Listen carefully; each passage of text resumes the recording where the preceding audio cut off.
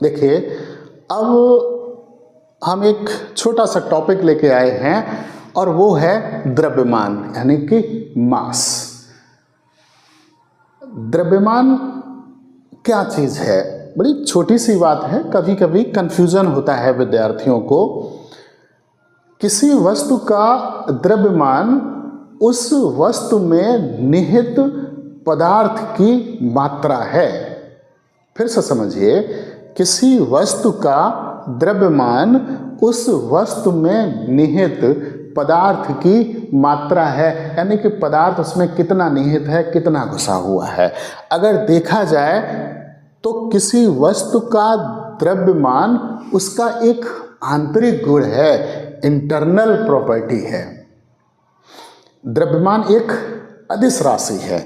अदिश राशि है, इसका मतलब ये है कि द्रव्यमान को प्रकट करने के लिए हमें केवल और केवल परिमाण की आवश्यकता है, दिशा की आवश्यकता होती ही नहीं है। जैसे मान लीजिए कि हम बाजार से आ रहे हैं और चीनी लेके आए हैं। किसी ने हमसे पूछ लिया कि चीनी जो है वो कितना लेके आए हैं। हमने बताया कि हम थैले में 2 किलोग्राम चीनी लेके आए हैं, यानी कि हमने चीनी का द्रव्यमान बताया और उसको क्या बताया, 2 किलोग्राम चीनी लेके आए हैं। इसमें किलोग्राम तो हो गया द्रव्यमान का मात्रक और 2 हो गया उसका परिमाण, मैग्नीट्यूड। हमें दिशा बताने की आवश्यकता नहीं हुई।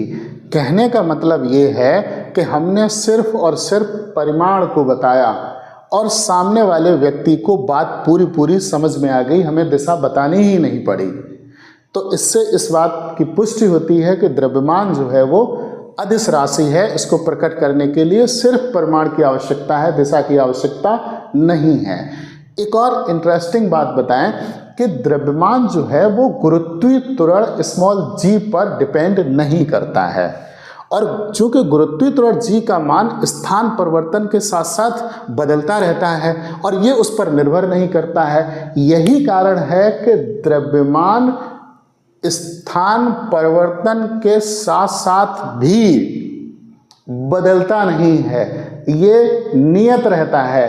अगर इस वस्तु का द्रव्यमान यहाँ पर 200 ग्राम है तो भूमध्य रेखा पर भी 200 ग्राम होगा, ध्रुवों पर भी 200 ग्राम होगा, मंगल ग्रह पर भी 200 ग्राम होगा।